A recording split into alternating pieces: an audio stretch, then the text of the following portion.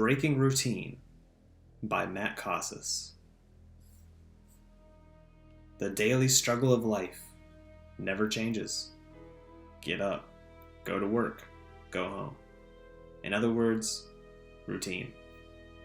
What else was there? Tim saw things different than most people.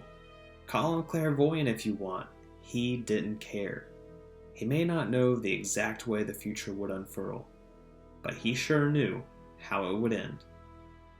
It seems like everything is constant in life, but that wasn't true. The body ages. It happens slower than a snail's pace. Every Monday, his coworkers would say, "Man, that weekend flew by. Can't believe I'm back." Well, all those weekends, days, seconds, add up until the body warps inside the cocoon of time to metamorphosize into a gray-haired, stooped-back old fellow. "I should use a vacation day," Tim said to himself as he pulled out of the parking lot at his job. He barely cleared a couple of feet before slamming on the brakes. Luckily, the incoming traffic swerved and missed his old 2001 Beetle. There was no one behind him, so he backed up into the parking lot. Not that clairvoyant, huh? Details. He slapped his own cheeks, trying to wake up. It was hard to adjust his eyes to the setting sun and the flashing headlights. Spending all day in front of 2 LCD monitors will do that to you. He pulled out, with no traffic barreling down the street this time, and made his way toward home. Ding ding! "Crap," he said out loud. The gas light had just turned on. He wasn't one to risk anything, much less getting this close to E. Tim had seen all too many people, all those unfortunate souls on the freeway, run out of gas just to sit on the phone hoping that somebody, anybody, could bring a little bit of that power harvested from fossils. When had something so devastating interrupted his monotony? The last time had to be when he planned to cook spaghetti, but there had been no spaghetti sauce in the cupboard. That happened well over a year ago, and this was much worse. This was uncalled for. Reality sunk in a matter of seconds. His favorite gas station, the one on the other side of town, was too far away for him to make it. What other gas station is even here? He thought to himself. He could fix this. He could figure this out. Tim drummed his steering wheel with his bony fingers. The worst part was his job was on the outskirts of the city, even farther out than suburbia. Tall stalks of probably corn created black walls on either side of the road. The sun was nearly down. It's okay. I'll just stop at the very first gas station I see. No big deal, no harm, no foul." No sooner had he muttered these words than a gas station loomed to the right. Easy access. For the life of him, though, he couldn't remember if that gas station had ever been there before. A Go Gas? Was that even a real brand? Maybe he should try looking at the world around him for a change, instead of always being huddled in that sweet time cocoon. There was no one there, but the gas was cheap, so he pulled in. He parked at the first pump and got out. There was another man, just some guy standing on the corner of the building with groceries all around him. He seemed to be waiting, maybe even for a ride to come pick him up. Tim plucked out his credit card and went over to the pump, but couldn't figure out where to insert it. It was obvious where the cash went and where the change would come out. No one uses cash in this day and age, so it just didn't make any sense. Go gas? More like go out of here and find a more modern joint. Tim laughed to himself. Just as he was about to give up, the other guy called out, "It's above the reward card scanner!" Tim jumped out of his skin. It was almost comical the way his glasses slid down his nose and how he pushed them back up, missing the nose piece and inadvertently touching the glass leaving a fingerprint-sized smudge over his vision. "Hey, sorry to scare you," said the unnamed man. "I'm just trying to be helpful." Tim gave him what he thought was a kind smile, even though he felt like it came out wrong. Routine. I'll be back in my routine as soon as I get this gas." He slid his card in, punched in his zip code, and started pumping. Quick lesson. It's more environmentally friendly to pump gas at a slow pace. That way, less of the gas evaporates, meaning you pay less to get more. More bang for your buck, in other words. But this was not part of the plan. Now was not the time to care about money. Now was the time to get the hell out of this place. Tim pumped the gas so fast his knuckles turned white. All the while, he felt the stranger's eyes on him. Maybe even a smile underneath.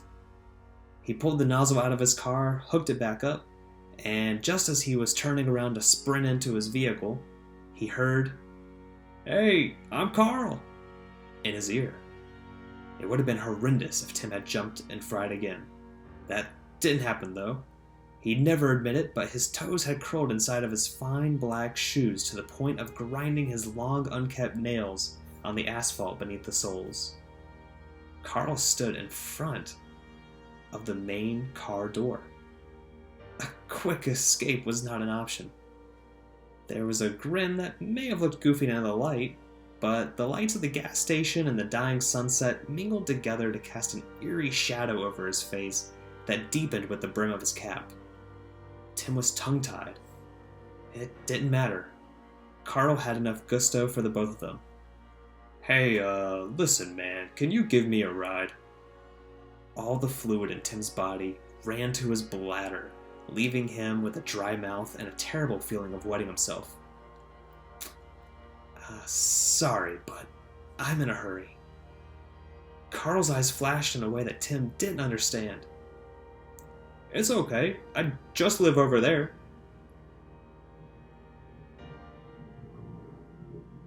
He pointed his hand behind the gas station. Far out on the other side of the field was a line of trees, a dark line of deciduous trees. There was one thing missing. No house, no lights, no indication that any piece of construction was over there whatsoever. "Look, I really can't," Tim found himself saying. "It'll take you less than 5 minutes. Come on, man. I really need this. I have a hurt leg. I don't think I can lug all these groceries over there. Help a fellow man get back to his routine." Routine? Tim had never been one to argue. He barely knew how to put up a fight. So without meaning to, he nodded, which Carl took as an opportunity. "Thank you. Thank you. This means so much to me." Tim got in the car the second Carl was out of the way. Part of him wondered if he was just going to drive off and leave the man here. That's what he should do. That's what he needed to do. And yet, it was impossible. Somehow, it was literally impossible.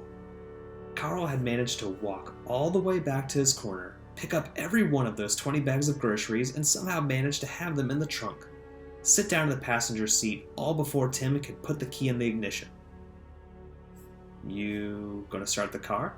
Carl asked, which broke Tim out of his stupor. All Tim could do was nod and oblige. "Well, alright, just go ahead and move your car back there, but take it nice and slow.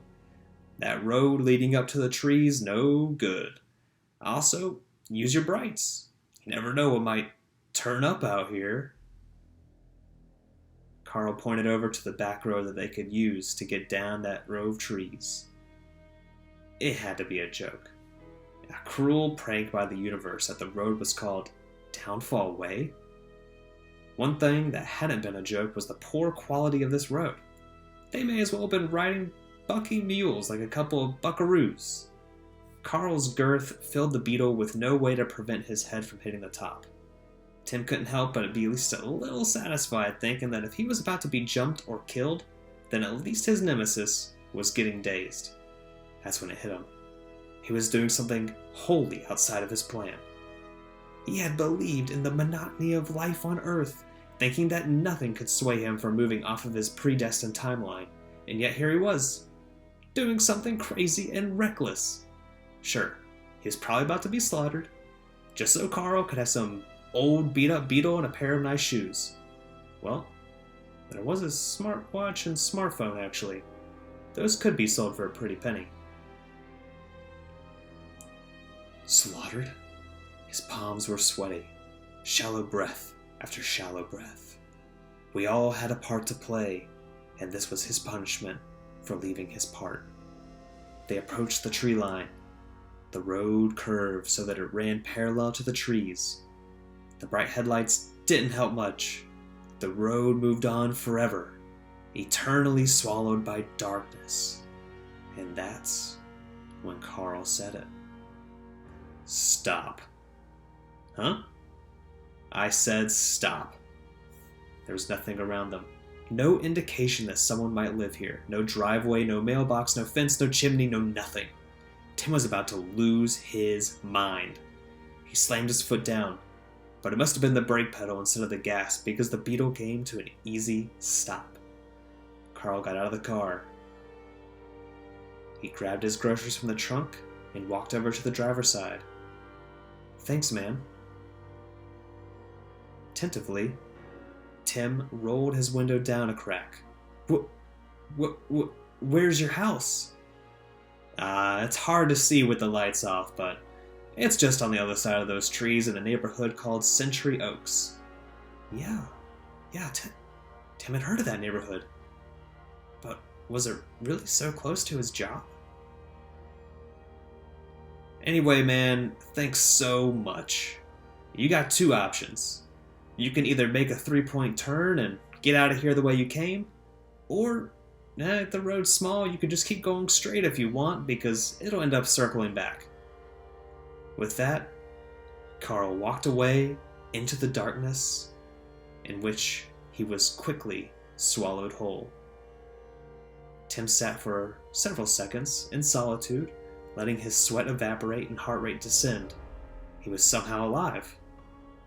Well now, backward or forward? Which way to go?